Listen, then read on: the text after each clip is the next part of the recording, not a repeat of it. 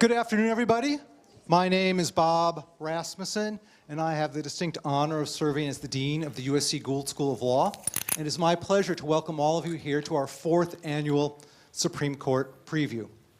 Now, this is, as I said, our 4th preview, and in looking back at the prior 3, I think there are 3 themes or highlights that really stand out for me.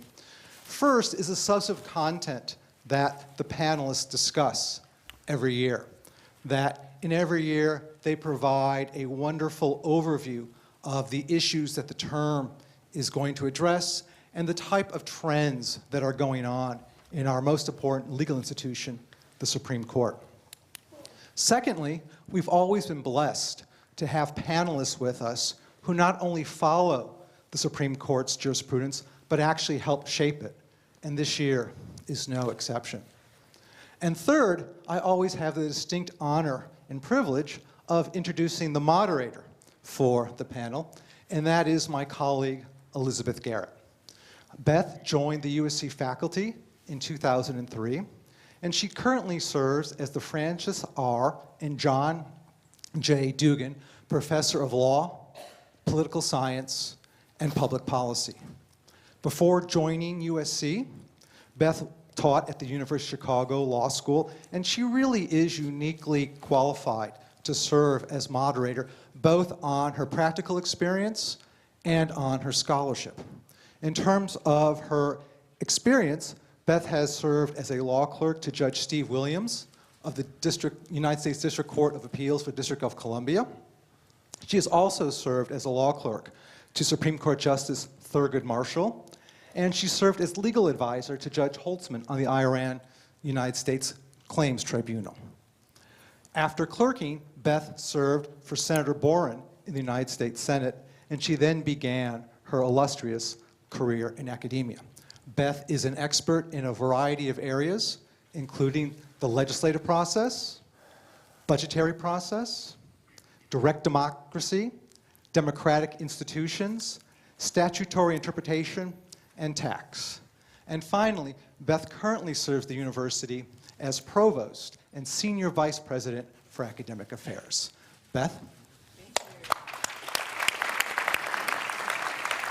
Thank you so much for being here with us tonight. This is going to be another terrific event. As Bob mentioned, it's become an annual event, and we really have my colleague Rebecca Brown to thank for that. She inaugurated this when she came to our law school, and it's become something we all look forward to every year.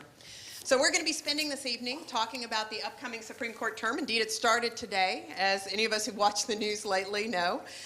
And this is really a time where the Roberts Court is establishing its voice and its reputation.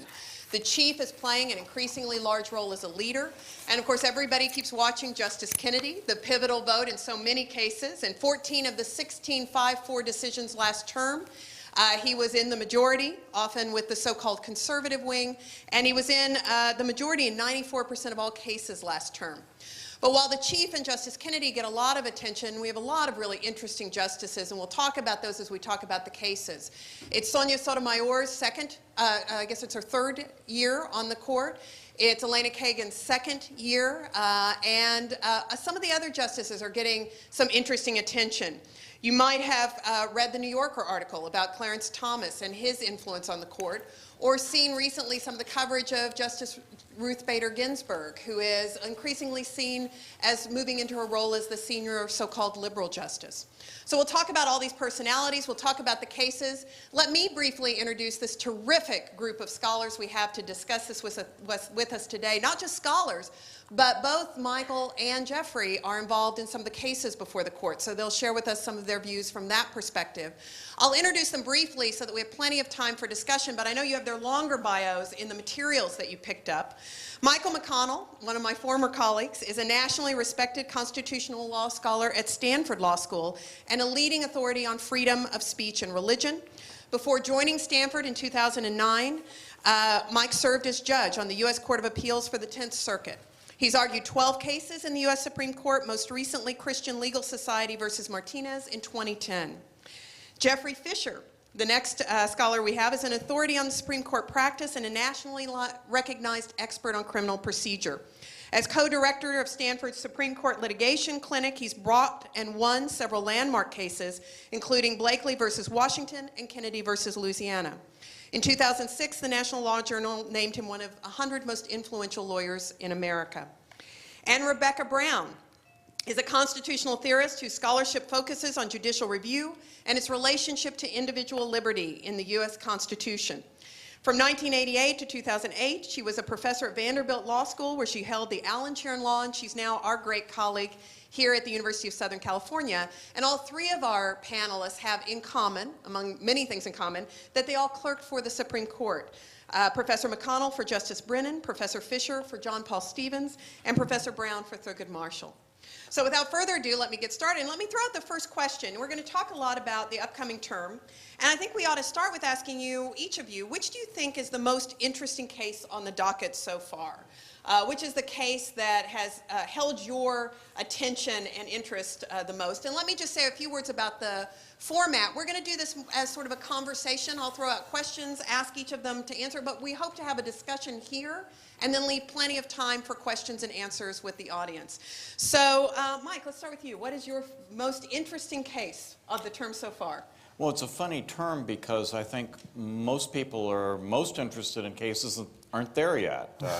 The healthcare case looks like it's coming down the pike. The Prop 8 case could happen, or perhaps another version of the same-sex marriage issue through the Defense of Marriage Act cases could be coming. The Arizona immigration case looks like a biggie.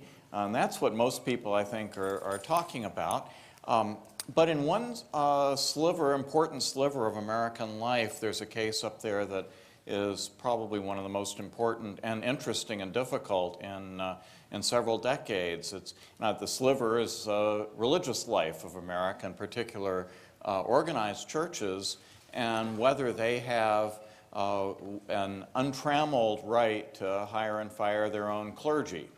The case is Hosanna Tabor versus Equal Employment Opportunity Commission. Arises under the Disabilities Act. The minister, a Lutheran minister, has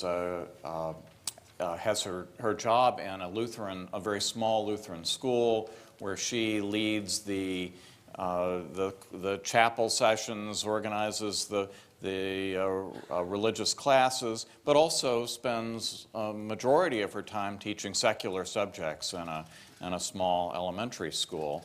Well, she came down, she was diagnosed with narcolepsy over the summer. She asked for a leave of absence. She was replaced by a substitute for the year. In about February of the year, she got a clean bill of health from her doctor and showed up at the school demanding to have her job back. The school said, well, wait a minute, the kids have gotten a relationship with this new teacher. Can we work something out? And things became angrier. She threatened to sue. Eventually, the congregation voted to withdraw her call as a commissioned minister, and now she is suing for retaliation under the Disability Act. Well, this is a really interesting case because all of the courts of appeals, all 12 of them, over the last 30 or 40 years, have held that clergy are exempt from churches, and their employment of clergy are exempt from suit under the various discrimination laws. But that isn't in the statute anywhere. It started out as an interpretation of the Free Exercise Clause, but in 1990, the Supreme Court held that the Free Exercise Clause does not protect against so-called neutral laws of general applicability. And so now the puzzle is what could be the constitutional ground for continuing this doctrine. Most people seem to think that, well, of course, the Catholic Church doesn't have to hire women priests and so forth, but what is the constitutional basis for it? The case as it went up looked like it was just going to be about how do you decide how far this exception goes. I mean, she's a teacher. She's kind of on the borderline. Yes, she's a commissioned minister. Yes, she has some religious functions, but most of the time she's teaching ordinary secular subjects. Is she inside the sphere or not? But when it got up to the Supreme Court, the Department of Justice filed a brief saying that there's no exception at all, or if there is an exception, it is tiny for those positions which are exclusively religious in character. I'm not sure that any such things even exist. And so what looked like a fairly routine borderline exercise in the court is now the case that every church in America is looking at to see where they stand. Will the courts be second-guessing their decisions about who their clergy are going to be? And I believe you filed an amicus brief in that case, is that right? I did, on behalf of a number of the large mainline Protestant denominations. And can you sketch out a little bit of your thinking that Well, you shared? we argued that the exception is in fact well grounded in no fewer than 3 of the provisions of the First Amendment, that it's grounded in the Establishment Clause because one of the key elements of the established church, back when there was one, was that the government got to decide who the clergy were going to be, and that it follows that when we aren't going to have an establishment, when we have a separation between church and state, that the government doesn't get to decide who the clergy are going to be anymore. That's a matter for the churches to decide for themselves. Also, freedom of religious association. And also we argued that the Free Exercise Clause does, in fact, apply to this kind of thing, that although it may look, the discrimination laws look like a neutral and generally applicable law in the sense that it's not specifically targeted at religious organizations. When you think about it, discrimination cases are all sort of one-off individual cases, because in every case the court is going to be asked to decide, is the church's stated religious reason valid? Is it a bona fide reason for making the employment decision, or is it just a pretext? And since these reasons may be things like, oh, well, the Holy Spirit led to this, or, you know, we prayed over it and we decided that, that we weren't going to hire you, this sort of thing, for the government to be able to second-guess churches as to whether their religious reasons are valid means the government's going to be right there making decisions about religion that I say and my clients believe are none of its business. Well, in the case you mentioned in the 90s, I believe was written by Scalia, isn't that right? That's right. And he's one of the few people who was on that court who remains on this court. It would be, what, Scalia and Kennedy? So it's a new court to look at these kinds of questions since the original precedent. This is true, and Kennedy dissented from that original decision. Scalia is going to be in an interesting position because he wrote this precedent, but on the other hand, you know, he has a son who's a Roman Catholic priest. One guesses that Scalia is not exactly going to be thrilled at the idea that his precedent leads to challenges to the all-male priesthood. Interesting. So, Jeff, what's your case to watch this term? Well, I think the most interesting case on the docket right now is probably the one with the least interesting name.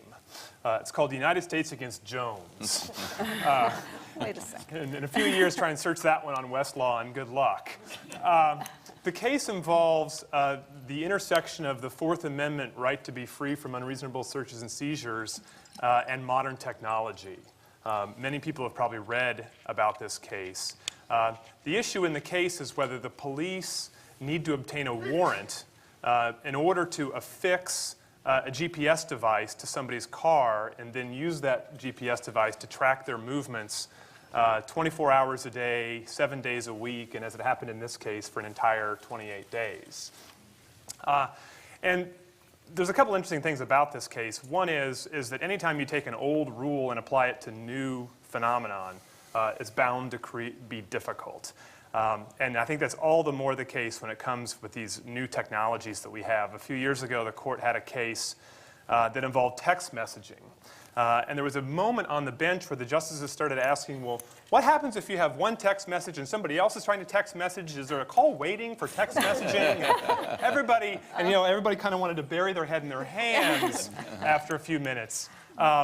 So the justices are not terribly familiar, you might say, with a lot of the things that our modern smartphones and the like can do.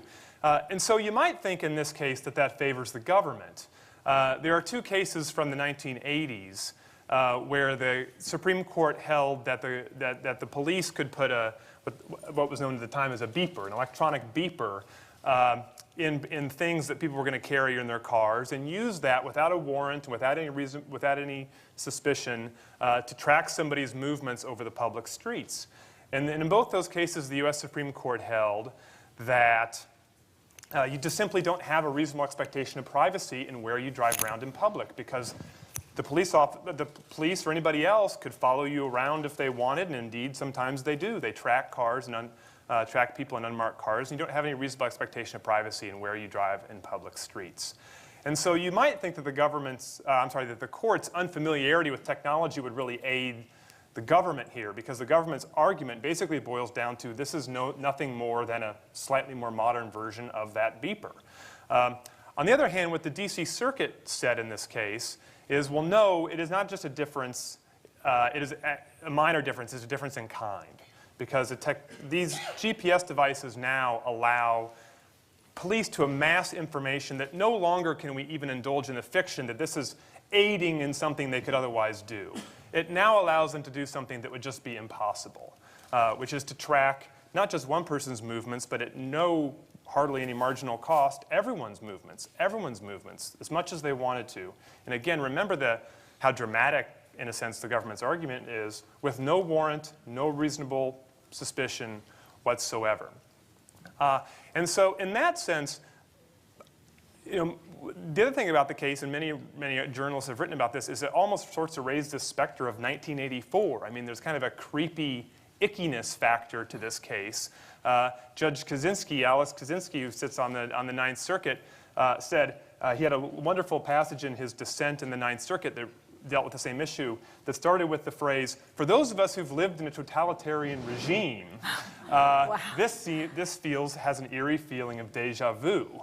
And so in that sense, I think the fact that the court is unfamiliar with the technology might actually benefit the defendant, in the sense that when you talk to young people who have cell phones with their GPSs and drive around their cars with their navigation systems, the idea that somebody knows where you are is almost a commonplace idea. But for the justices, it may not be. So it's going to be fascinating to see how these cross currents play out. May I jump in here? Because I think there's another way to think about this case, too, which is this idea of reasonable expectation of privacy is really rather an unsatisfactory standard, because it's self-referential. We have a reasonable expectation of privacy in whatever the law tells us we have an expectation of privacy in. And once we know we've got it, it's reasonable to have it. And once we don't, and so it really doesn't, it chases its own tail. Another way to think about the Fourth Amendment is against the backdrop of private trespass law. That is, that what warrants do is that they allow the police, the agents of the government, to do something which if an ordinary citizen did it, would be a trespass. So they come into your house to do a search. That's a trespass. They seize your person. That would be a trespass. All of these would be torts if an ordinary person did them. They're not torts when agents of the government do them pursuant to a warrant. And so one way you might look at this case is to ask, would it be a trespass, a tort, for a private person to go under a vehicle and affix a GPS device? And I don't know actually the answer to that. I haven't done a search of it, but it seems to me very plausible to say that automobiles are personal property. And to invade the space of the personal property and to physically attach something to it without permission is probably not something that ordinary citizens have a right to do. And if so, then it requires a warrant for the police to do it. Yeah, I will say the defense team does argue and I haven't shepherdized these cases either, but that it is indeed a tort, and we'll see whether the government even disputes that. But this is one of these stories of how a case can, as it goes up to the court, and in the case Michael described also, has changed on its way up to the court. And the same thing has happened with the GPS case, because as it was litigated in the lower courts, it was all about whether the sort of 24/7 tracking information, monitoring information, constituted a search. And as the briefing has developed, the way the direct case is going now is there's a lot more focus on just the issue that Michael was talking about, which is the actual affixation of the device, which on the one hand seems a much more minor way to frame the case, but on the other hand, it triggers property rights and private property in a way that maybe following somebody along the street doesn't. And one of the interesting things I think recently in the court has been how they've had to struggle with technology, advances in technology, and what it means for constitutional rights. The recent one I thought of is a couple of years ago, Doe versus Reed, which was the question of whether or not you make public people who've signed initiative petitions, which was the case under the Public Records Act in Washington. And typically, if you have to go to Sacramento or the capital of Washington to find out the names, who cares, right? Hardly anyone gets it. But what was happening is people were getting it and putting it on the internet, putting it with Google Maps, so you could find out, is your neighbor signing a referendum to abolish same-sex marriage or to do something else that might be controversial? So what's really interesting is the court having to take a document that's centuries old, themselves not the most well-equipped people to deal with technological issues, and to sort of see how all of these values collide with our technology. This is, I think, on this docket, the case that presents that question most starkly. Absolutely. I think the court is going to have to think long and hard about what it says here. And as you said, there were some justices who thought this is no different than anything that would have been dealt with in 1791. And Justice Alito, for example, in that Doe against Reed says, well, the internet changes everything.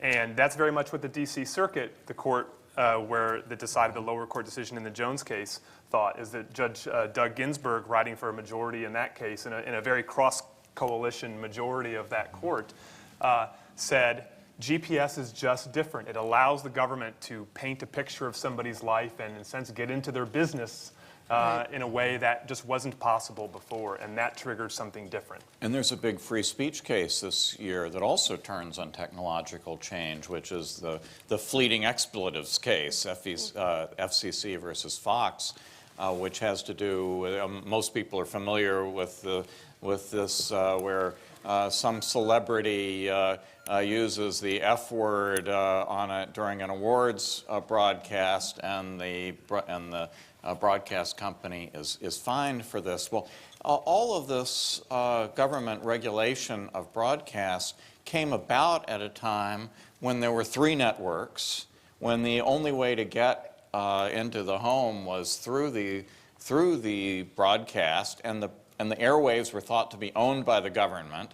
There was thought to be a scarcity of them, and so some combination of scarcity and government ownership gave the government this extraordinary power to make sure that the airwaves were being used in the so-called public interest, as the good folks in Washington saw it, and that included, minding your language.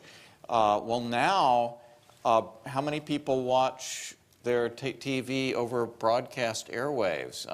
I bet in a room like this the answer is a handful at most, because cable television is now the way most people get it, and then internet is also becoming increasingly the way people watch television. None of that there's no scarcity at all. There's no government ownership at all, and so we have this odd specter of a particular form of free speech restricting regulation, which applies to broadcast for reasons that no longer seem to make very much sense. And in the violent video games case last term, the court told us that it does not matter what the medium is in which messages are being conveyed. Well, if that is so, and if they stick with it, I would guess that the distinction between broadcast and cable is headed for the exit doors. A funny thing I heard about that, maybe you know this, this case was argued in the Second Circuit below, the one that's coming up to the Supreme Court, and apparently throughout the argument, the justices did not engage in the niceties of saying things like the F word. They actually used many of these 14 prohibited words or whatever in discussing the issue, and it turns out their oral argument was being broadcast by a radio station. So they were themselves violating the very regulation that they were considering as a First Amendment issue. So I thought that was really funny. Well, to be the lawyers for the First Amendment advocates in that case puts you in a bit of a tight spot in all seriousness. I mean, do you walk into the courtroom and say kind of right. undercuts your message if you're not willing to say the words in the courtroom? So it's been kind of interesting to watch the case wend through the system in that respect. And it seems that if they are going to maintain a distinction, between whether government can regulate words that are said on the broadcast stations versus other media, that's content-based regulation, which is usually very frowned upon. They're going to. It's very hard for me to believe they're going actually to be able to find a way to justify it now that technological and scarcity rationale is simply not available anymore. And if they did uphold the so-called indecency rule, they would open up a can of worms I don't think they would want to open up, such as hate speech. What about the N-word instead of the F-word? I mean, that's offensive too, but it doesn't fall under indecency. But if they can regulate one type of indecency, they are going to be asked, I think, to pass on many other types that this court wouldn't be sympathetic, I think, to. You agree? And at least for the last several years, this has been an extraordinarily free speech protective court. I don't think they're going to be looking for reasons to uphold this because they have, by and large, hitched their wagon to freedom of speech. And this is one of the few areas of widespread agreement on the court. Even very hard cases like the horrible funeral picketing case from last year, that was an 8-to-1 decision. So this is not, they don't divide on the usual 5-4s on freedom of speech. So, and if the F word is indecent and can be punished, well, why was it that the far worse things being said in the funeral picketing case and found offensive by by outrageous and offensive by a jury, and the court said you can't punish things for being outrageous and offensive? Why then indecent? Just because they're in the airwaves. It's weird. So Rebecca, what is your the case to watch this term? So I have to plead your indulgence because I'm a law professor, and so things that I might find absolutely thrilling. Maybe I can persuade you that this is in fact, but maybe not. It may not be the most earth-shattering issue, but it is one that I am very interested in. And I also want to take issue with the possibility that a name like Jones or Brown could be a major in our history. So as a name of Brown and as a fan of Brown v. Board, I will stick up for the possibility that U.S. v. Jones could be landmark. So this one is as far from Jones as it could be. It's Zivotofsky versus Clinton. And it's a wonderful exercise in thinking about the separation of powers. Since the time of President Truman, consistently through all presidential administrations, every president has taken the position that it will not take a stand on on who owns Jerusalem, whether it belongs to Israel, whether it belongs to someone else.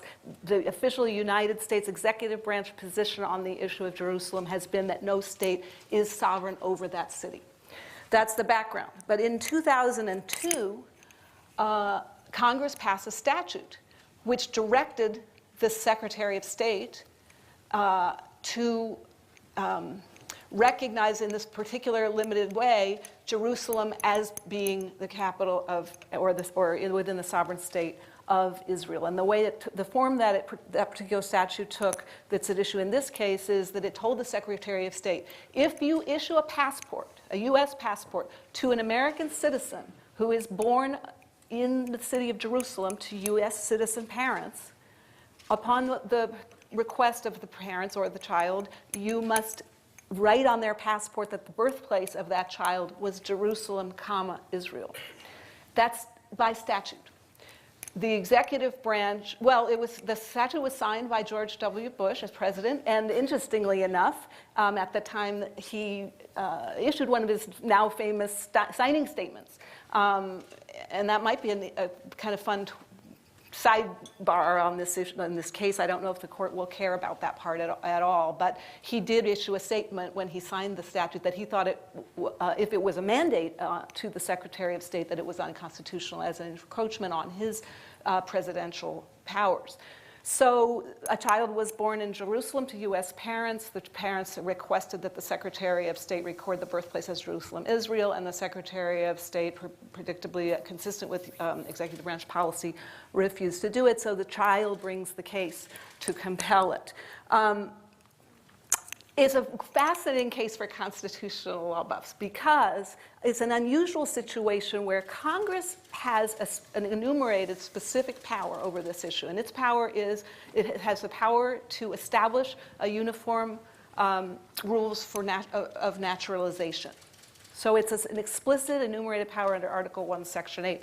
The president also has an enumerated power on this topic. His is under Article 2, Section 3, the power to receive ambassadors. That's the quote of the language in the Constitution, to receive ambassadors, but quite consistently throughout history from the time of the founding on, that term has been interpreted to include the power to recognize whose ambassadors count. In other words, the power to receive ambassadors means the president gets to decide what government is sovereign with respect to any particular state at any given time. And you might have actually heard recently the U.S., it was kind of a big deal when the U.S. decided to recognize the opposition in Libya.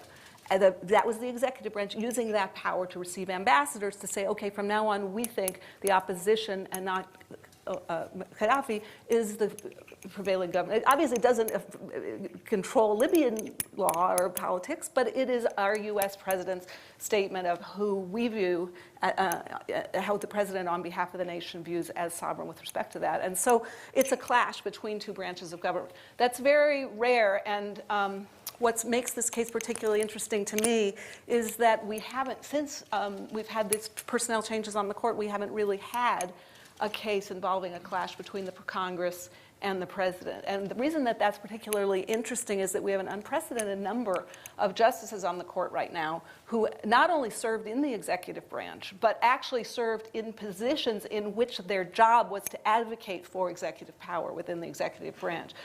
Justice Roberts worked in the White House counsel's office and in DOJ.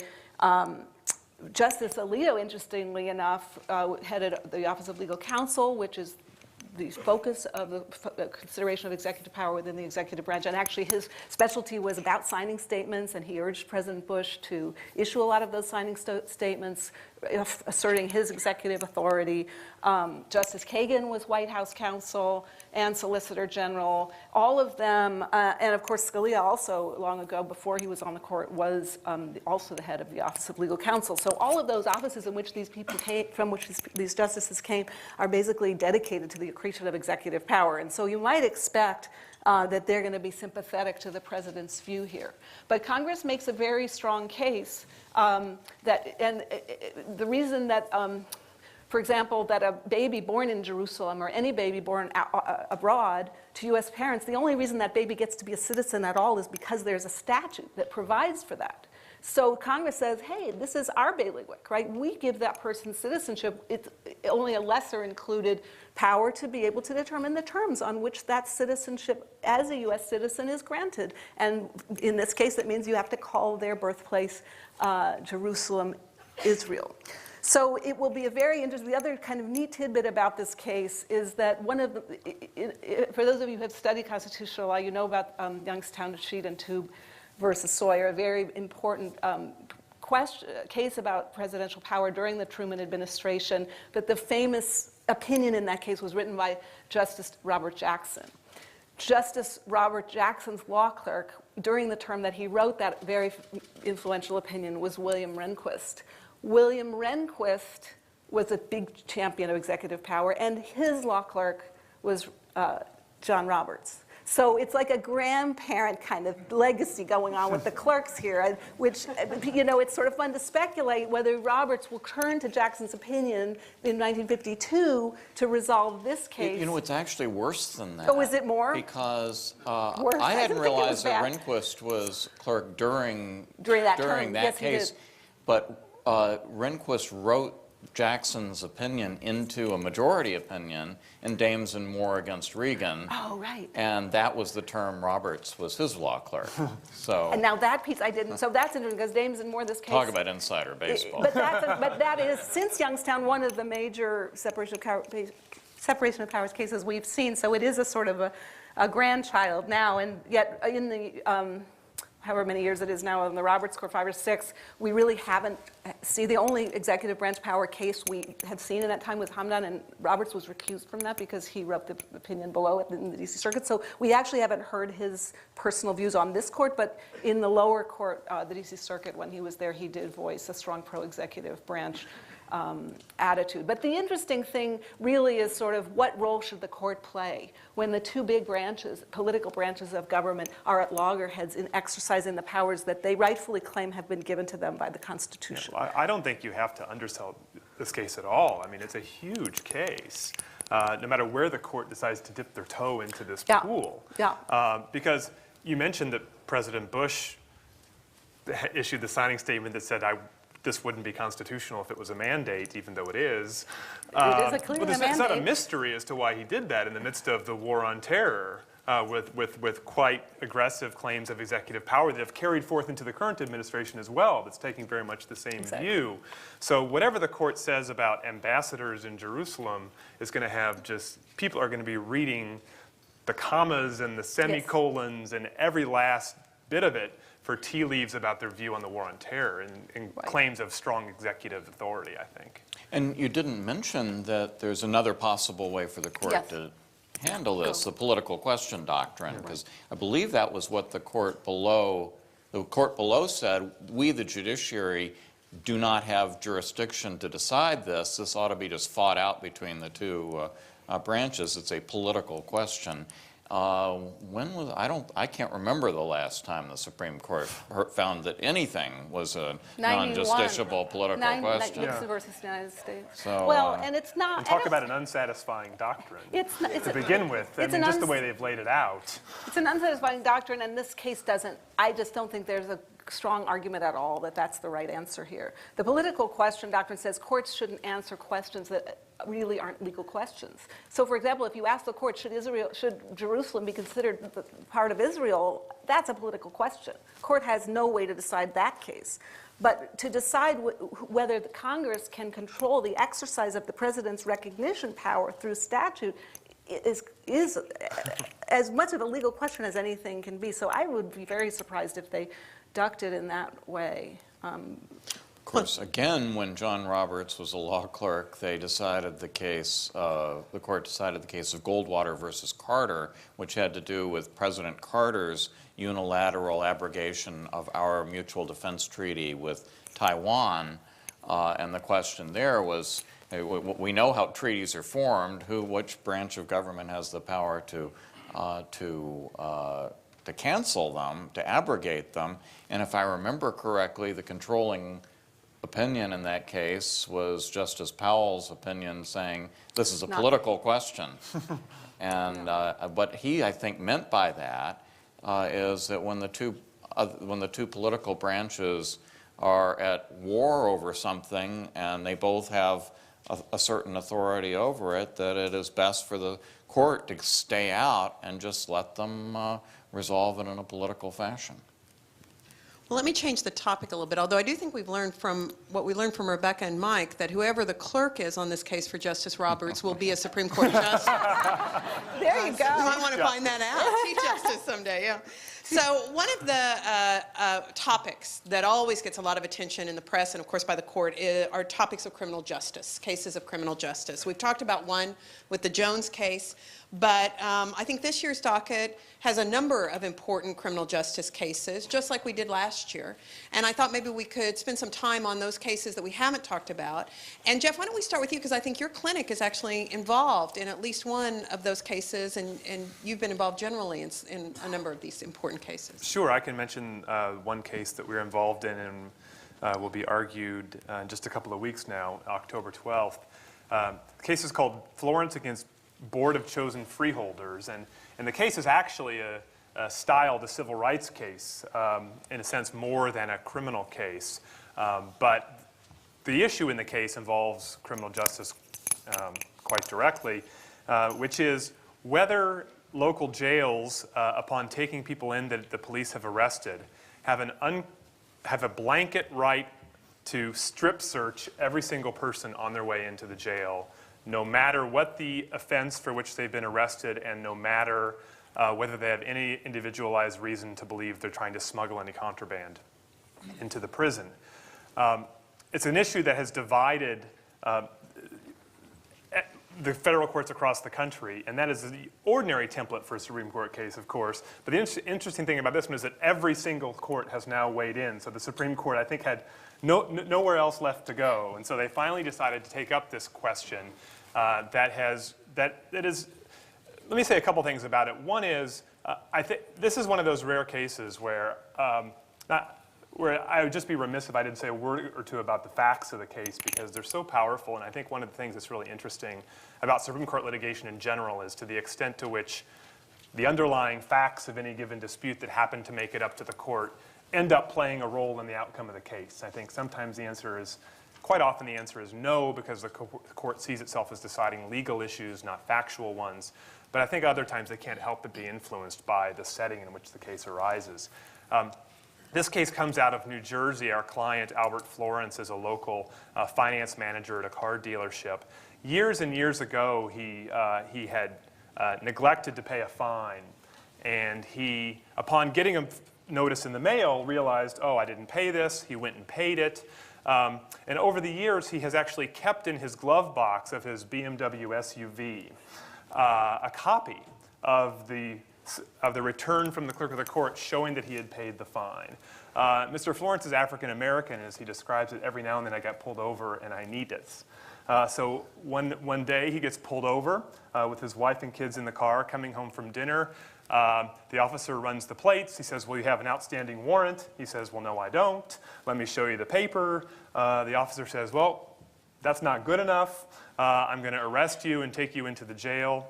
Upon which Mr. Florence not only is strip searched, but then held for 6 days before he gets before a magistrate. So the facts of the case really highlight, again, this is in a sense like Jones, the breadth of the government's position. So not just any minor little crime, and the Supreme Court held years ago that you could be arrested and brought to jail for something like not wearing your seatbelt. But even that he was innocent of the crime. And so the issue in the case, though, is a very serious one, and it's a hard one. It puts, on the one hand, individual dignity and privacy, and the kinds of things that actually, I think, played a central role in Justice Kennedy's opinion last year involving the California prison system, where he said in a 5-4 case that was quite a surprise to some people, I think because of the power of the facts in that case, that California had to reduce its prison system numbers in order to deliver constitutionally adequate health care. So there's a very strong dignitary interest. On the other hand, there's obviously a very strong and compelling governmental interest in maintaining order in prisons that are at stake. And so the government comes in, not just the state involved in this case, but other states, and the federal government comes in and says, even those of us that don't do this now need to have the power to do it in order to administer the jails properly. And I think when the case comes down at the last level, the thing that's going to be worth watching is, even though they make those claims, there's scant evidence of anyone ever being caught with anything for low-level crimes where there's no suspicion they're coming in. So it reminds me of a case the Supreme Court had a few years ago in a totally different field, but a similar schematic setup involving the Indiana voter ID law, where Indiana claimed that we need to be able to check voter IDs at the polls in order to suppress voter fraud, or to deter and ferret out voter fraud. And then it turned out when you studied as best you could, there were like one case from 1928 and another one maybe from 1872, but we weren't sure about. And that was it. And the Supreme Court said, that's good enough for us, because voter fraud is a very serious thing. And in some way, we're going to have to see whether the strength of the governmental interest, even in the absence of empirical proof, is enough to carry the day in Florence.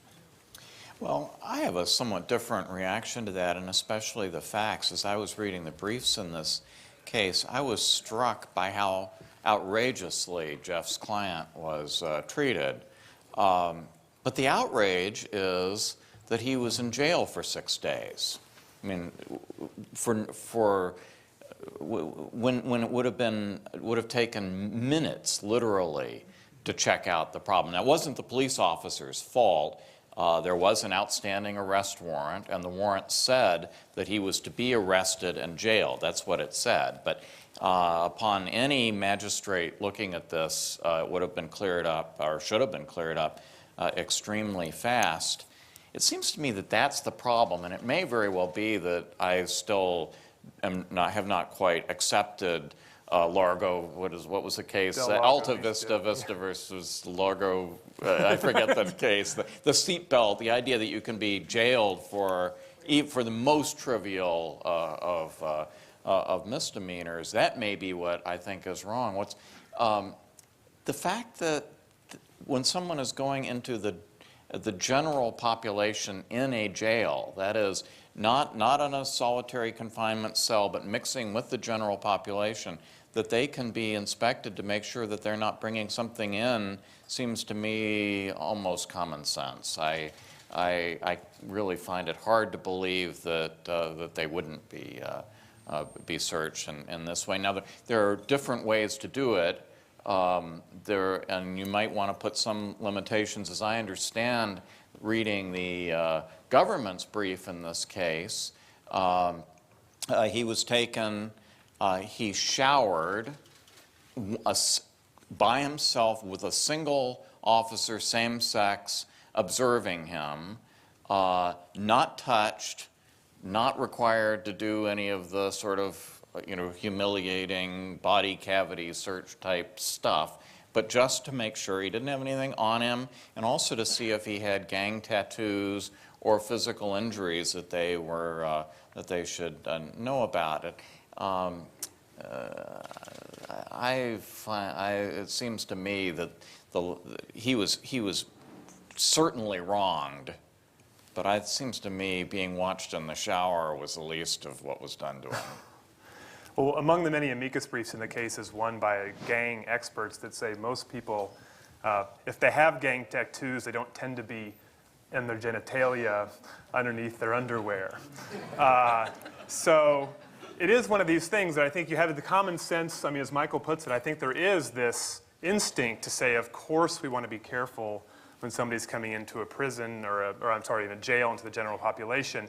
But then I think there's common sense on the other side too, because the notion is that, remember, in order the hypothesis is somebody is out doing some minor little thing and is planning, maybe I'll get arrested for this, and if I get arrested for this, I'm going to secret something in, again, not to be too graphic, but in some very private place in a way, just in case I happen to be. I mean, it's a very sort of difficult hypothetical, I think, to spin out. So again, I think it's just a question of whether the court is going to roll over or not. So we get a sense of what some of the competing values are going to be. Rebecca, what's your sort of criminal justice case to watch this term? Well, I actually wanted to hear, I wanted to follow up on, after we talk about Perry. Oh, so I'll go to Mike if first. we could do you the can tell we did identification. kind of script this. Yeah. So, Mike, what is your favorite case to watch in criminal justice? Among the criminal cases, I think Perry versus New Hampshire is potentially a very important case, and also one with powerful arguments on both sides. But this is a case that has to do with the problem of unreliable eyewitness testimony. The facts of the case are a black citizen is in a parking lot at 2 a.m. He's seen with some speakers. Policewoman comes along.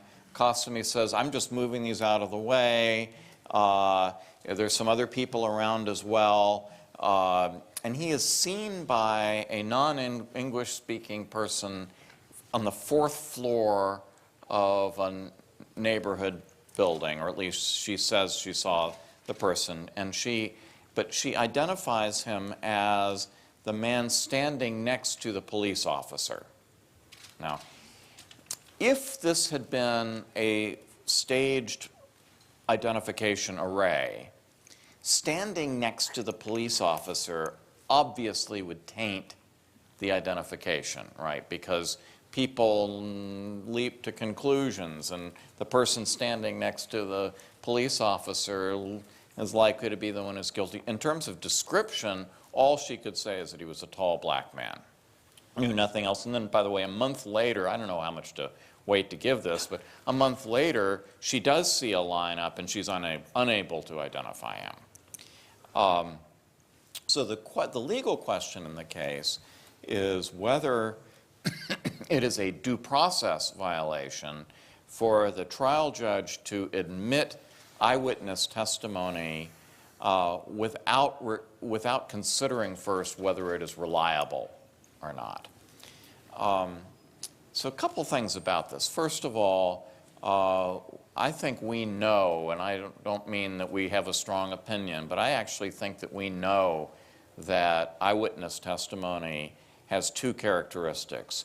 One is that it is frequently unreliable. People, in all good faith, people think they saw things that they didn't see. And the empirical evidence of this is tremendous. If you're curious, there's this hilarious thing on YouTube which you can access, which goes on for, I don't know, 3 or 4 minutes, and there's some people doing various things, and in the middle of it, a guy comes out in a gorilla suit and wanders around and goes off, and then it finishes, and then you're asked some questions, and one of the questions was, did you see the man in the gorilla suit? I answered, well, no, there was no man in the gorilla suit. I didn't see it, right? And very few people even see it, right? He's right there. I went back when you see it. But you just don't see things you don't expect to see, and you frequently think you see things that you do expect to see.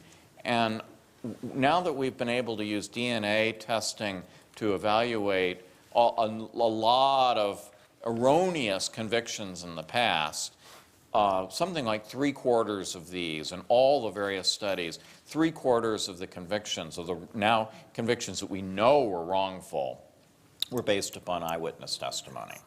So so the first thing is it's often unreliable. The second thing we know about it is that juries believe that it is the gold standard of evidence. We've got eyewitness proof that X happened, means we have a strong reason. So juries overweight this kind of evidence. And so this case does go to what is surely one of the most common reasons for erroneous convictions. And that's really an important thing. A lot of criminal procedure is about making sure that the police do the right thing, or it's social engineering or technicalities or one thing or another. This goes to the heart of whether innocence and guilt, right? And that's what the system is supposed to be about. But this will, if they recognize a due process claim here, it's going to be introducing federal constitutional review over a huge number of cases which now are regarded as ones of ordinary state law evidence claims. So reliability is an issue that comes up all of the time, and to open the door to this will have a major impact in terms of federal constitutional and constitutionalization of evidence law. So, But I if I think could, that- oh, go. go ahead. I was just Go saying a ahead. couple things about that case that I agree. It's a really super important and interesting case. As I understand the issue, one thing is the court does have a few cases involving identifications from the early 70s.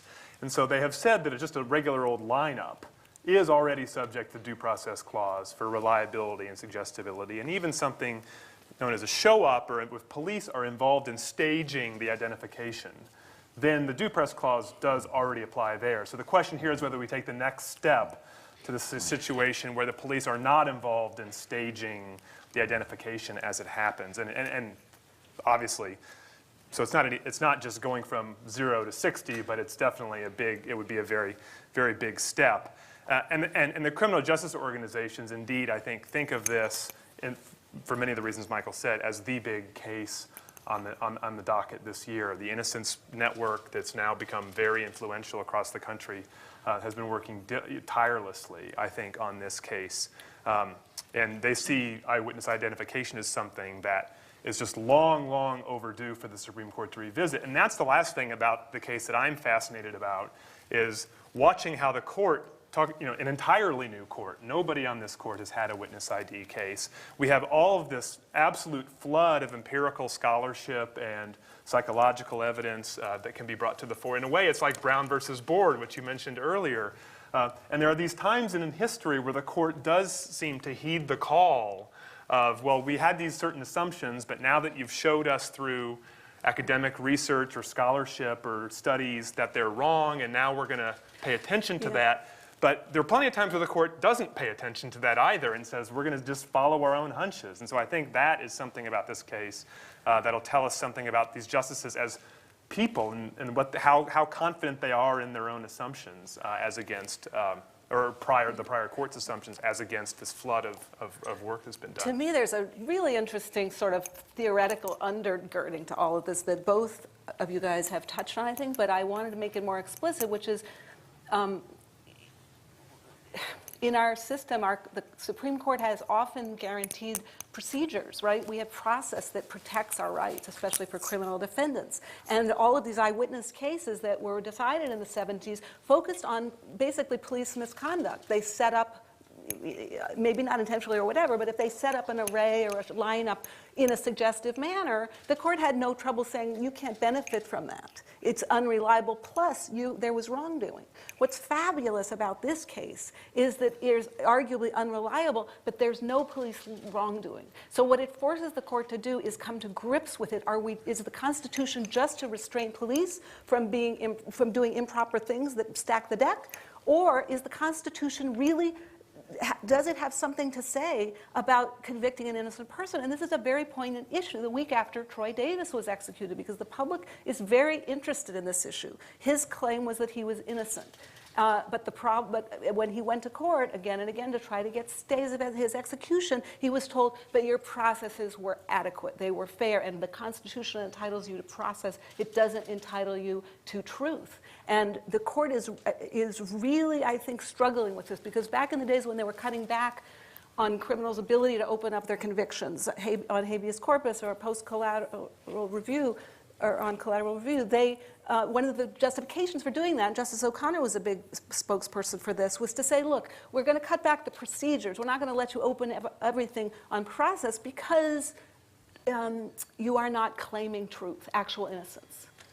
So you had a bad lawyer, so whatever, there might have been some mistakes in your trial, but we're going to cut down your ability to challenge those in court. And the reason that we can do that with a conscience is that these claims are not really about actual innocence. But what's happening now with the DNA evidence that really does go to proof of innocence, possibly, do defendants have a right to prove that they're innocent?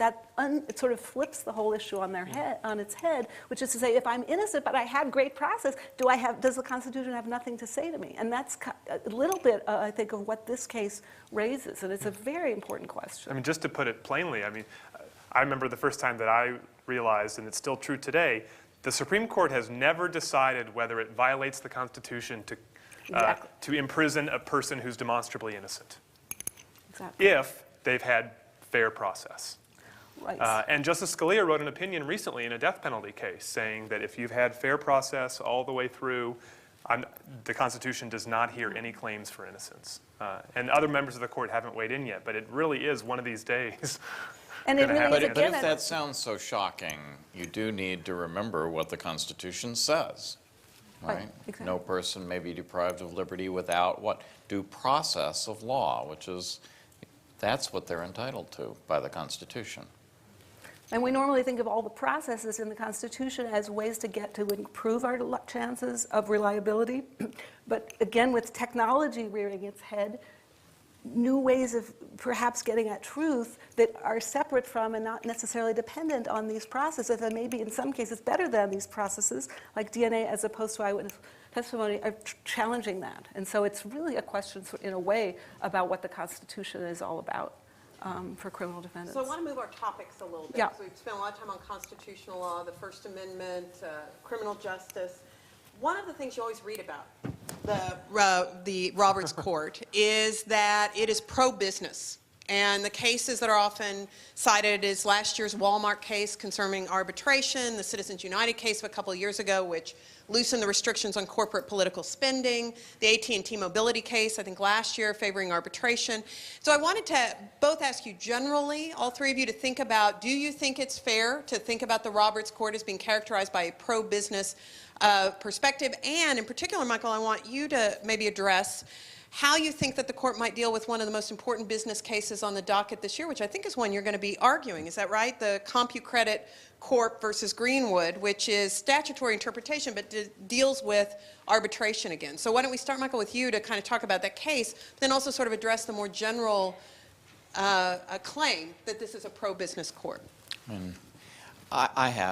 One sees this all the time. There's even a satirical poster that has the 9 justices, each of them with a corporate logo on it. So it's gotten to be, and I attend sessions where people say, well, of course, in addition to their general pro-business bias, there's also these other reasons.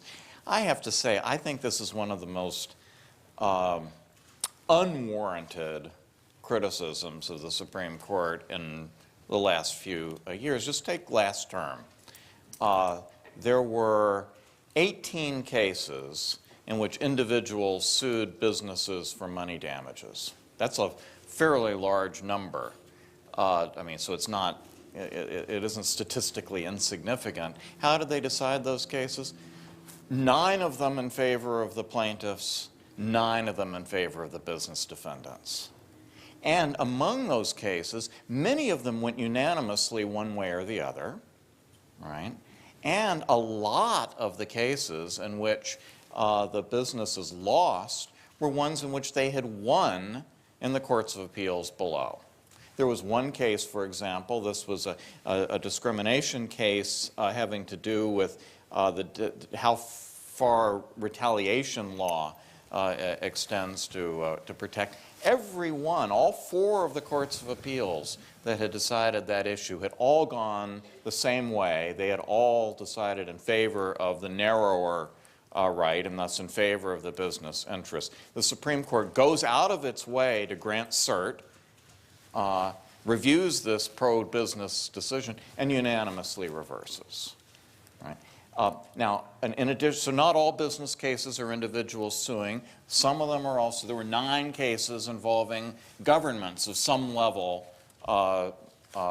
suing a business. 9 of those cases, well, 5 of those were decided in favor of the business. 4 of them were decided in favor of the government. This is not lopsided decision making. And I think when you actually read the cases, that they give, I'm sorry if I act like a high school civics teacher, but they read like cases written by dispassionate judges who read the statutes and the law and are doing their best to grapple with them. I just see no, I think of all of the slices of the Supreme Court's docket, that the business cases, most of which are statutory interpretation cases, are among the ones in which there's the least bias one way or the other.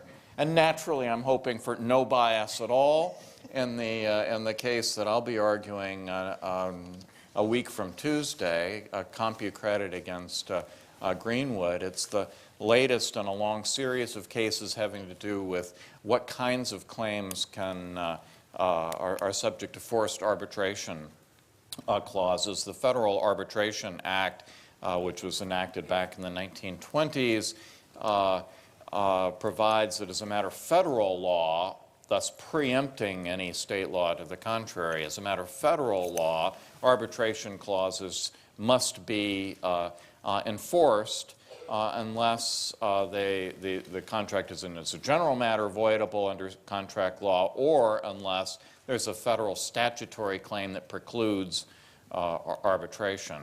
For the most part, what the court has decided, I think, 4 cases in the last 20 years in which you have federal statutes that create a right to sue and also provide that no rights in the statute may be waived.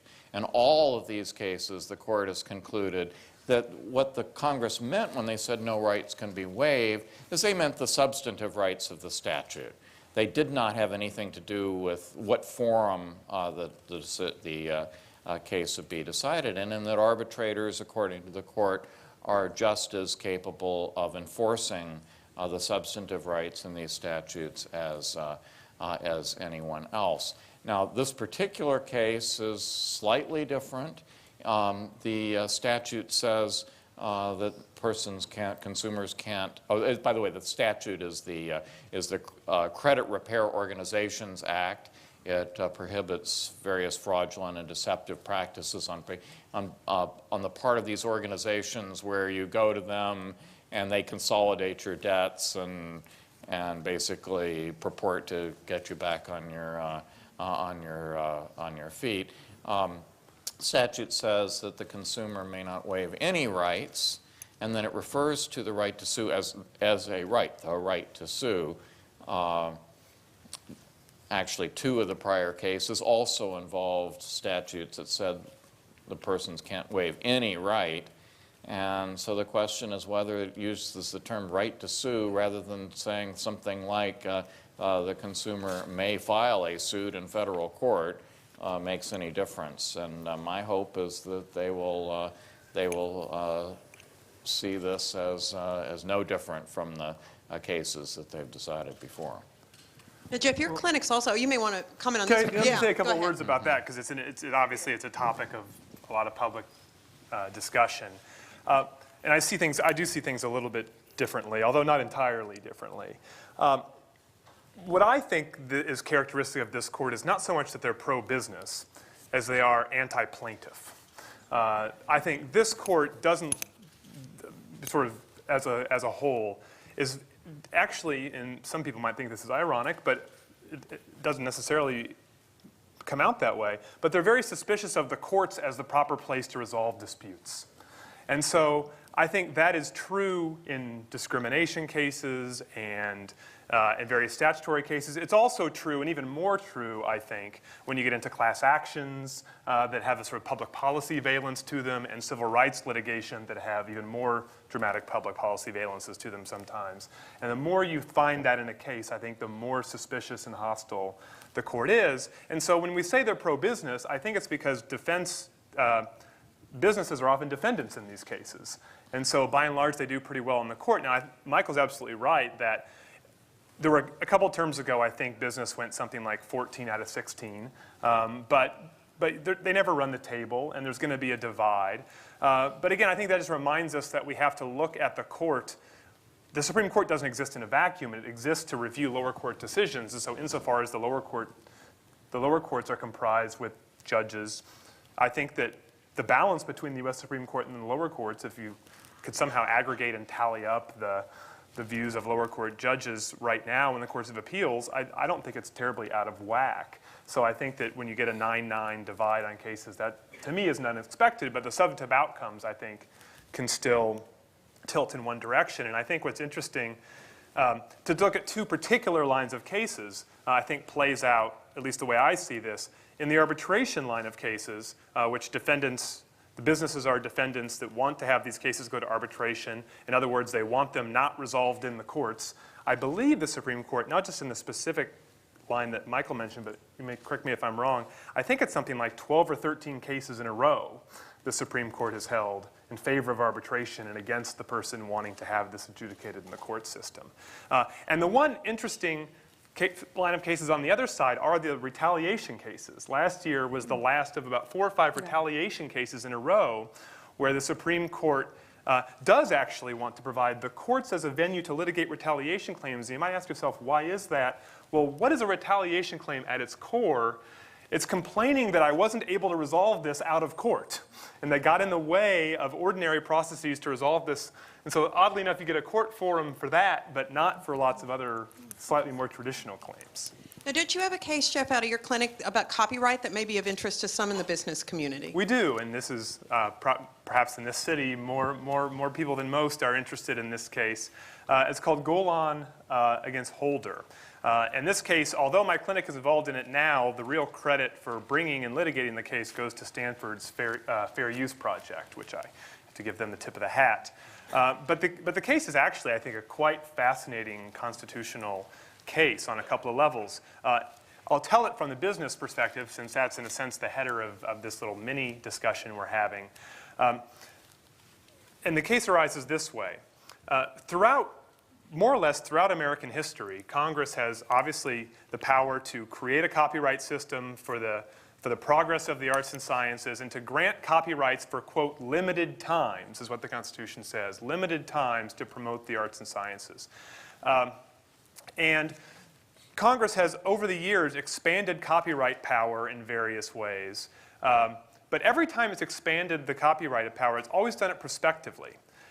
In other words, whenever a work has fallen into the public domain, whether it be a symphony or a film or whatever it might be, falls into the public domain, Congress has never snatched it back out. At the same time, there's been an international treaty for over a century now that actually requires much broader copyright protection than the US has given to foreign authors. And so in the 1980s, Congress looked at this treaty and asked itself, do we need to start giving, and maybe even in a retrospective way, copyrights to various foreign authors in order to, in turn, one of the things that the argument that was made at the time is to give American authors abroad reciprocal kind of protection. And so there's many layers to this. One of them, we start talking about, again, foreign relations in this. But in the 80s, Congress decided, no, we couldn't, because in line with the leading copyright treatise at the time, and most people thought, Congress didn't have the power to restore copyrights to works that had fallen into the public domain. And this caused a great outcry in the motion picture industry and other areas where, again, US-based businesses wanted to benefit from copyrights abroad and weren't able to do it because the US wasn't giving reciprocal protection at home. And so in the mid-90s, Congress changed course and passed a law restoring copyrights to millions of works that had fallen into the public domain. And the question in Golan against Holder is whether Congress had the constitutional authority to do that. And it comes right down, there's two issues. One is the Copyright Clause, and the second is the First Amendment. And so it's also a free speech case. But starting with the constitutional argument under the Copyright Clause, the question is whether the words, quote, limited times require a copyright to be limited somehow. Well, a few years ago, the Supreme Court had another case called Ashcroft against Eldred, where they held that it was okay for Congress to keep extending a copyright. So if they granted a copyright for 20 years, on the 19th year, that they could extend it for 20 more, and they could extend it for 20 more. And so the US Supreme Court said that doesn't violate limited times. But now the question is, once a copyright has expired, and people start to rely on it in the public domain, can Congress snatch it back? And the argument that we're making on behalf of some composers in Denver and other plaintiffs, is that if you combine the power to extend forever with the power to restore, you basically have wiped out the limited times provision in the Copyright Clause. The second issue in the case is if we lose on the copyright claim, we make an argument that the First Amendment, even if the Copyright Clause doesn't have anything to say about this, the First Amendment does. Probably for the reasons the audience can grasp already when we're talking about expressive works of art and the very nature of scientific and artistic progress of relying on others' works, there's a very serious free speech interest implicated in the case, we say. However, what the government says is, well, if you satisfy the Copyright Clause, you shouldn't come talking to us about the First Amendment because the two things have to be read together. So, Rebecca, I want to end us where Michael began us, which is that there are a lot of interesting cases that everyone's expecting to come this year that aren't yet quite on the docket. The petitions haven't gotten there, cert hasn't been granted. So, before we open it up for questions and answers, some of those cases, and they were mentioned, are the Affordable Care Act, whether that will reach the court. Cases surrounding the same-sex marriage issue. There's the possibility of the Arizona immigration law reaching the court. And I know you've mentioned in some of the discussions we've had that affirmative action may also reach the court, providing maybe an opportunity to rethink Grutter. So I'll ask each of the panelists to give us a view on that before we open it up, but let's start with you.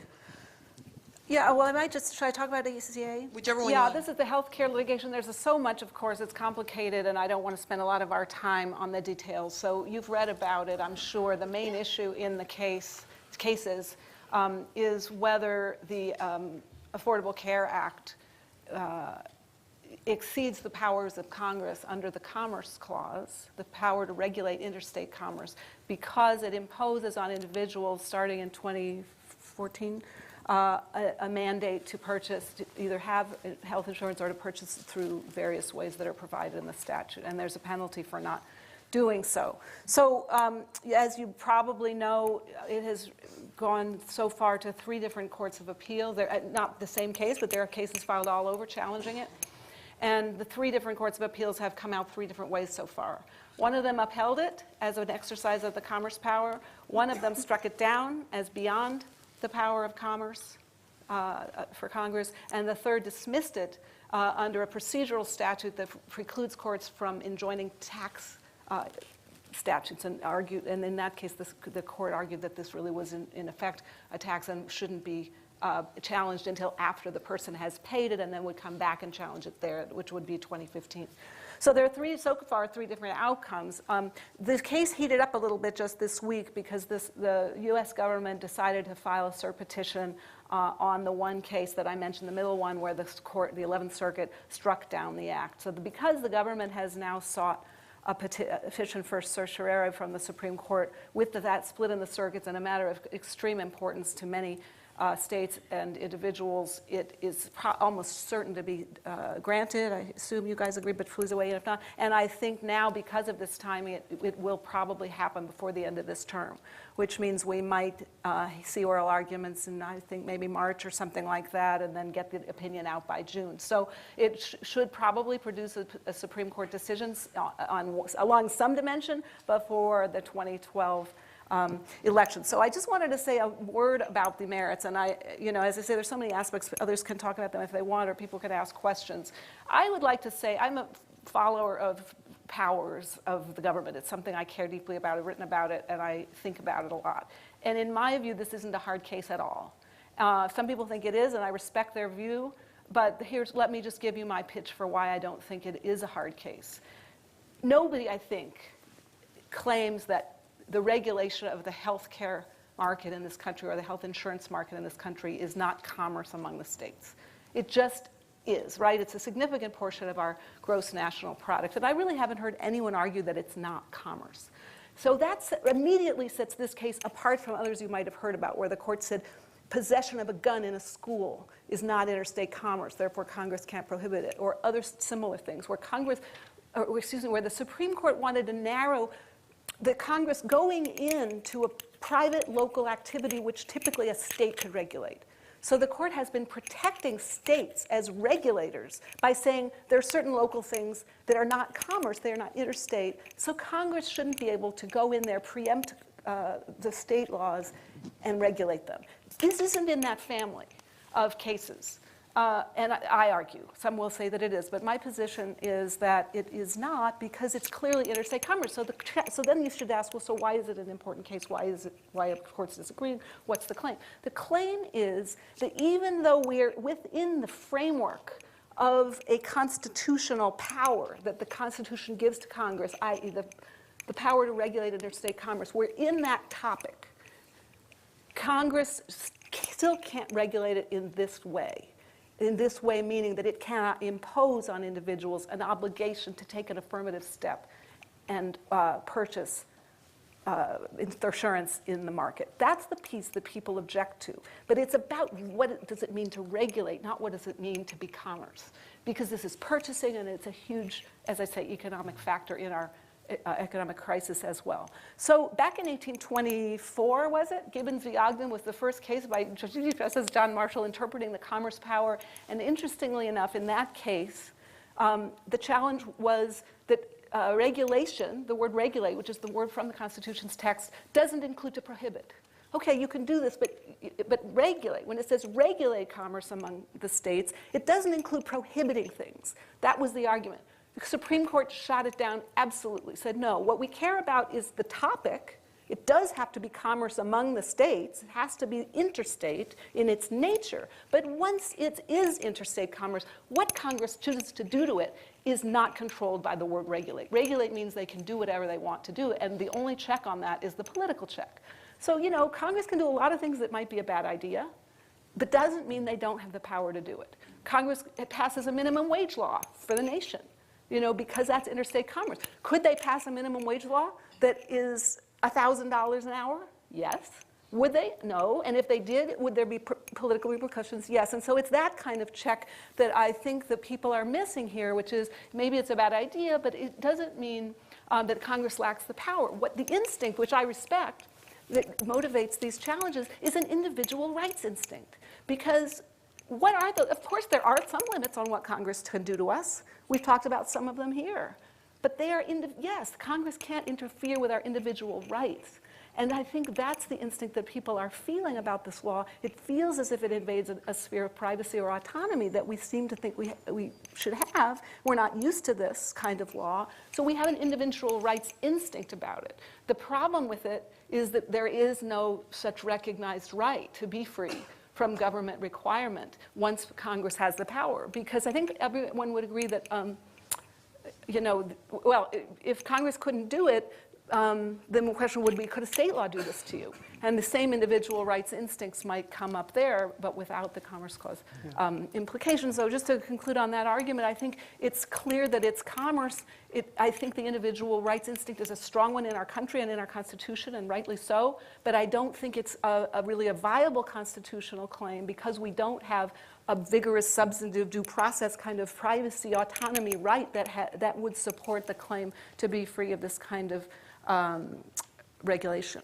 Excellent. Well, Jeff, do you want to either address that or another one of the cases, and we'll come to Michael and then turn it I'll up? say two quick things about that and make sure that Michael gets his due on that too if he wants to say something before we move on. But I was at a conference last weekend, and among the attendees were Paul Clement, who the former Solicitor General for the Bush administration, who's representing the group of states challenging the health care law in the case the Supreme Court just took up. And I was listening to him talk. And I think there may well be an individual rights instinct in it. But the way that he framed the argument as it was being described was he disputes that we're in that box. His argument is when an individual sits in his living room and says, I'm not going to buy insurance or I'm not going to buy any product, that is not commerce. And so regulating that choice is not regulating commerce. Now the retort to that is, well, it's not just any old product you're not buying, it's health insurance. And if you have a heart attack tomorrow and you're medevaced to the local hospital, somebody's going to have to pay for that, and so you're in the market at that point. You know, we'll all put you in the market and pay for it. So that's another way I think it's similar, but as Paul was describing it, that's how the debate played out. The other aspect about this, I'll just flag quickly, that I find really interesting and worth watching is the tax element of it, which is very important on two levels. One is the federal statute that says you can't challenge a tax until you've paid it and sought a refund might well be a very nice way for the Supreme Court to say, well, I understand you've decided, the administration's decided that it would be very nice to have this question decided now, but we don't think we want to decide it quite yet. And so we're going to find no jurisdiction under the Tax Injunction Act. And that would be the way that a Supreme Court that, and I think everybody can just take turns guessing as to how eager they are to jump into this fray. But if they're not eager to jump into the fray, that provides an exit in the case. But the taxing issue is also very important on a constitutional level, which is it's not just the power to regulate commerce that Congress has, it's the power to lay taxes. And the penalty that's at issue in this case for failing to buy health insurance that enforces the mandate, as it were, is actually located in the IRS code. And so it is called a penalty, but it's in the tax code. And so the question becomes, is that a tax? If it is, this is an easy case. If in substance you say when you have to pay for something to support a federal program, then it's a tax. However, you might argue, and I certainly the other side will argue, that it's not so easy to just have the form-substance debate, to blow past form against substance, excuse me. Form is critical here because like many congressional powers, they're designed with political checks in place. And so if Congress is unwilling to call it a tax and pay the political price for calling it a tax, the courts should not be bailing them out on the back end by saying this is really a tax. They didn't tell the country what it really was. Michael. Well, I don't want to trespass on the audience's time for asking Well, questions without a warrant, but I'm the traffic cop here. just You can just a couple of things about this. I like Jeff. I think the argument that this is not commerce is quite plausible, and I mean because it isn't the health insurance industry that's being regulated with this particular provision. It's an individual sitting there choosing not to engage in commerce, and I think that's different. But neither of you has mentioned the other complication, which is the necessary and proper clause. And it seems to me that the strongest argument for the government in the case is not the Commerce Clause, but the necessary and proper clause. Necessary and proper clause says, in addition to the 17 enumerated powers that Congress has, commerce, regulate commerce, copyright, patent, naturalization, war, spending, taxing, all these things. In addition to those 17 listed things, that they have the power to pass all laws which shall be necessary and proper for carrying out the prior ones. Everyone seems to agree that it is within the commerce power to require insurance companies to extend coverage to all people without regard to previously existing conditions. And that's part of the bill. Trouble is that if you do that without a mandate, it's economic catastrophe. It would be like letting everybody buy fire insurance only after their house is burning down. Everybody will wait, and insurance only works when you have a pool of people who don't know whether they're going to need it or not, or when. And if you allow people to wait until they already have conditions and then buy it, it's not really insurance anymore. And so the argument, I think the best argument for the government is that that is commerce, and that the individual mandate is a necessary and proper way of carrying that into effect. And since there was a case last term called Comstock against the United States, in which what I think it was 8-1, it was maybe 7-2, a thumping majority of the court upheld a federal statute keeping people in prison longer after they release, after they had completely served out their time, upon a finding that these are sexually dangerous criminals, upon a finding of future dangerousness. And the theory was that although we don't have any enumerated power to deal with sexual dangerousness, having created prisons, locked people up, to release them on an unsuspecting public would be creating a problem. And so it's sort of a necessary and proper way of dealing with a problem we've created by sending these people off to prison. If that's necessary and proper, well, this And might both be Justice as well. Justice Roberts in that case, and in Lopez, Justice Scalia also took a rather broad view of the necessary and proper clause. Race, Yes. I think is what you mean. I mean, Raich, excuse me, Yes. Raich, where he also was sort of generous to Congress by adding on this necessary and proper piece to extend. And this problem powers. And actually so has been recognized way Yeah. back to the beginning. Thomas Jefferson, in reaction to a necessary and proper argument about the Bank of the United States, I wish I could quote this, but he said something like we need to have a navy, we need ships. To have ships, we need copper. To have copper, we need to have mines. And such is anyone who has ever played the game, this is the house that Jack built, will be able to turn the necessary and proper clause into an infinite source of power. Just one other quick thing about this, though. The administration has decided it wants a fast answer on this. My guess is for political reasons. The plaintiffs have always been saying they want a fast answer to this. course, they're politicians too. One suspects they have political reasons also. And most constitutional law mavens are very interested in this case, and so we kind of want to see what the court does with it. I think they, though, do not have any interest in deciding this case, and at least not soon. It's a lose-lose proposition for the Supreme Court as an institution. Everyone in the country recognizes that this is an easy case. Trouble is, they divide, 50-50 as to whether it's easy one way or easy the other. Everyone who is on the losing side of this is going to think the Supreme Court was behaving politically. There's no way for the Supreme Court to come out of this without offending, and not just offending in the sense of getting it wrong, but with a lot of, many millions of people thinking that the court has not done its proper job as apolitical judges. And if they can possibly kick the can to beyond the next election, I think that there's a lot in it. And there are various ways they might do this. Judge Sutton on the Sixth Circuit decided, and it's usually said that he voted to uphold the statute. This is the way it's generally reported. That isn't quite what he said. What he said is that plaintiffs may not bring a facial challenge to the statute. They have to wait until it's been actually enforced against them. That's not to say it's constitutional. That's to say that the challenge can't be decided in its current procedural framework.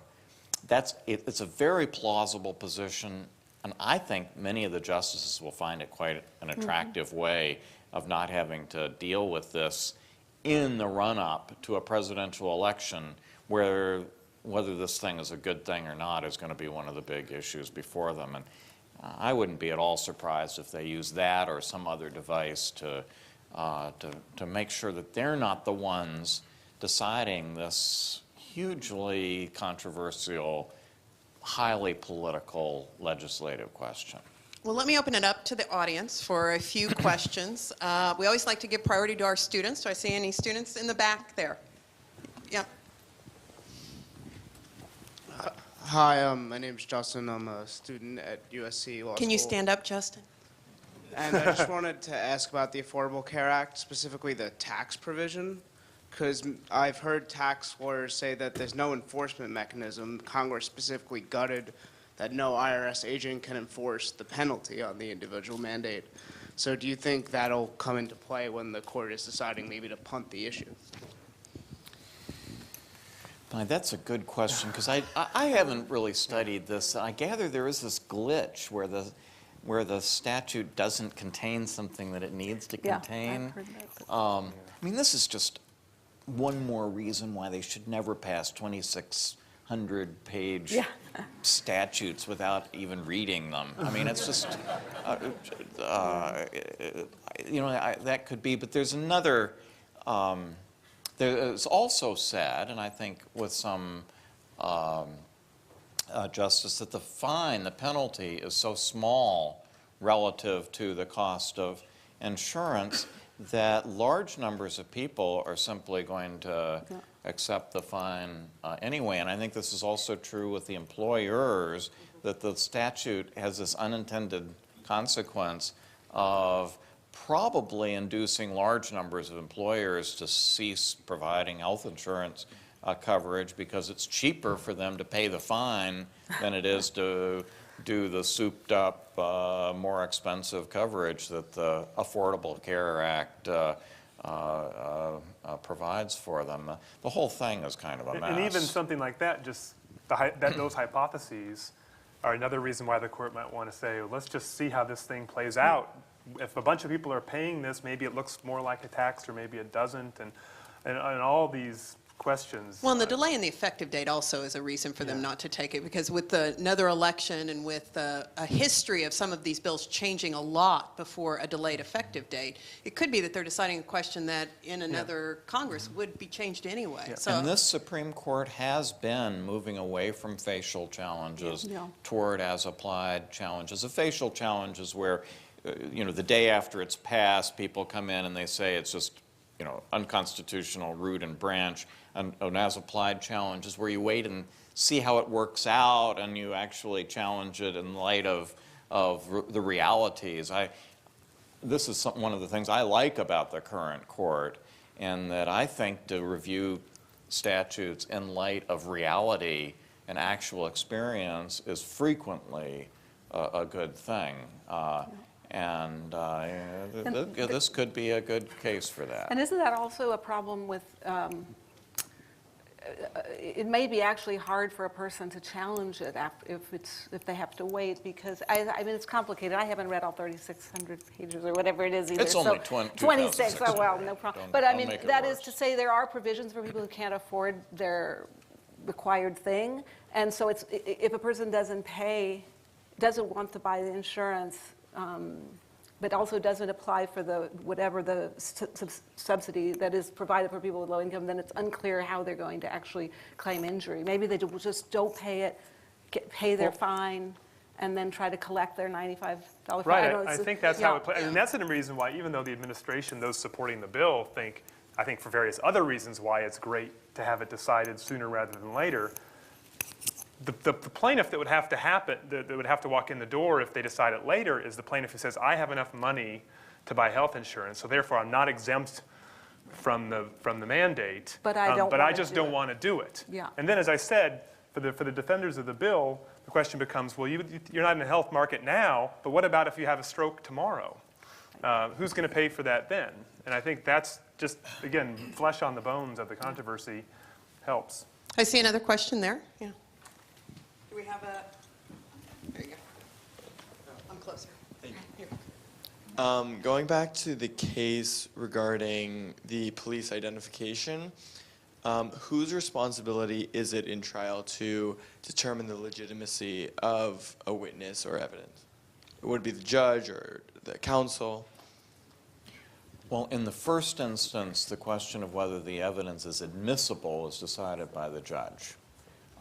Once it's admissible, meaning that it's relevant, doesn't violate any of either the rules of evidence or constitutional evidentiary rules, and is pertinent to the question, then the jury decides, and the lawyers are entitled to argue about the weight or reliability that the jury ought to give to it. So in this case, for example, defense counsel would be perfectly free to argue to the jury that they shouldn't pay very much attention to this woman from the fourth story who just said it's the guy standing next to the policeman. Problem is, we know that, well, one of the problems is we know that juries do, in fact, pay a great deal of attention to eyewitness testimony, even when defense counsel make good arguments as to why they shouldn't. Oh, wait, I've got one in the back and then one here. Yeah. Yes, on the issue of profanity and pornography that you raised earlier, can I be heard? Sorry. He's talking about profanity and pornography. Pornography. Now Yes. everybody will perk up now. Oh, I didn't just say And so. don't forget indecency, too. Thank you. Well, on the difference being on whether it was broadcast or cable television. And many in academia have been asking the question, where is our national electronic postal service? That is, Congress would have the authority to establish this. And along with it, if you may recall, in the Postal Service, if you received anything that you didn't like, pornographic, whatever, you just merely went to your local postmaster and told him that you will have nothing else coming from that source, publication or letter. So there was a way to resolve this kind of issue if only if we had a national electronic postal service that would have its own email service and have its own broadcast service in the sense of broadcasting, just carrying cable television productions, and therefore allow us to get to this issue. Are there any cases of this nature before the courts at the moment, or would it really require Congress, first of all, to establish that electronic postal service and therefore have cases arise that way? Well, the court has many, I think, receptive to, I think if I understand your question right, to systems whereby cable companies offer to consumers the option of blocking certain things from them, as long as the presumption is that you get the free access unless you affirmatively block it. They have disapproved the opposite, where profanity or whatever is blocked, and then you can opt in. So I don't know if that's your question, but that certainly is an option that technology can perhaps offer. And I think it goes back to some of the discussions we had, that technology does really change your relationship with the television set, right? That, exactly. You know, a lot of our students aren't watching it on television anymore. They're streaming it. They're watching it in different forms. You're able to pick. You're able to block. You're able to regulate what your children do. And surely that has some effect on the way we think about a statute that was passed in a world that's very different. Although I'm not sure that there's a good technological fix now for the fleeting expletive. I guess That's the that's problem. the point. The nature Yeah, of the injury is you don't It's see it too I mean, it's quick. one thing you don't necessarily, it's one thing to block a pornographic television show, so you don't get the whole show. But if in the course of, I think this is an Academy Awards, and then there was a sports game that had the same problem. The Today Show, I think, is one of them. You know, and That's you know, right. It's just so quick. some celebrity lets slip with language which is appropriate to Hollywood and not to children in Des Moines, and there's really no. That's true. I don't Except think that none of there's us is currently watching live television anymore. We're all T-bowing it, right? So I think I have one other student question here, and we'll end with that. I just had one question, and it kind of has to deal with political relevance. In the Clinton case that you were mentioning earlier, whether or not it's a political question, I know that that was mentioned towards the end of it. Do you think that, I mean, we talked about it a little bit with the healthcare, that they would pass it down the line as a political issue and not really deal with it yet. Do you think that could be a situation that the Clinton case faces, since there's going to be, I mean, you have a Republican Congress now. You may have a Republican president in the office within, possibly a year. Do you think they could take that into perspective and not really rule on this case? You mean affirm the holding below that this is a political question that the court won't weigh in?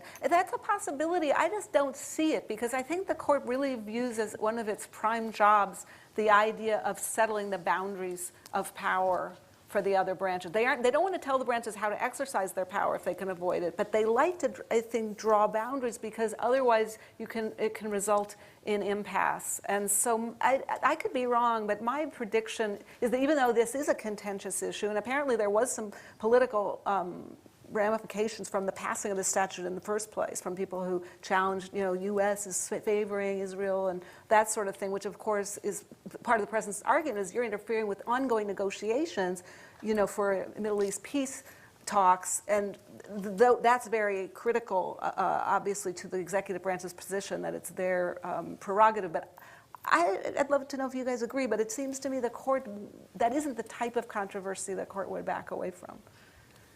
It sounds like a legal question to me, for the sounds like a reason legal- that you said before, which is when it's not just a battle between branches, but it's whether a certain statute that is passed that requires a certain action can be enforced. And that sounds like a legal question. If they want to revive the political question doctrine, they're going to have to tell us what the political question doctrine means, and that is not an easy thing. Currently, although there's supposedly 4 prongs, there are only 2 that matter. One is there a textually demonstrable commitment of the issue to another branch of government? Here, you've got a textually demonstrable. The problem is it's to 2 different branches of government. Yeah. So and then the other, which I think is more important than that, that's really kind of I actually think that's kind of silly anyway, because if it's textually demonstrably committed to another branch of government, it's not that it's a political question. It's that it's whatever that branch did is they had a right to do it. It's in their, it's in their court, and so you don't need the political question doctrine when there's actually a textually demonstrable commitment. The second part is lack of judicially manageable standards, and this is where you've got shades of gray with highly fraught questions of political salience, but no real good way for the court to decide it one way or the other. And whether this the- isn't like that. This is a very crisp. They could get it wrong, but this is a very crisp. Either Whether the Congress Vietnam gets War to do was it a or- lawful yeah. war or not, or even the Iraq War, those kinds of challenges, the court has loved to say, look, you know, because it wasn't declared. Or one of the best know, the examples court's is when gonna does say, "We're not when does a deciding war end? Yeah, I was Or gonna when say, does a or war is it a end? war? Or is it a war? Or, right, those kinds of questions the court has been, it looked anywhere. Standing, political question, ripeness, they're running for the exit. This But doesn't this look is like not that. that kind of case. So you can see we've had yet another really terrific preview of the Supreme Court. And as I was thinking about the next term, I was reminded of some words that former Justice Souter shared in a commencement address at Harvard. In thinking about the role of the court, he concluded by saying, if we cannot share every intellectual assumption that formed the minds of those who framed the Charter, the Constitution, we can still address the constitutional uncertainties the way they must have envisioned, by relying on reason, by respecting all the words the framers wrote, by facing facts, and by seeking to understand their meaning for living people. I think you've heard today some of the discussions that try to take that very much to heart, and I think what we can hope for this term is that all the justices will heed these words, listen to the advice of good people like we have on this panel, and I know you join me in thanking them for this great event.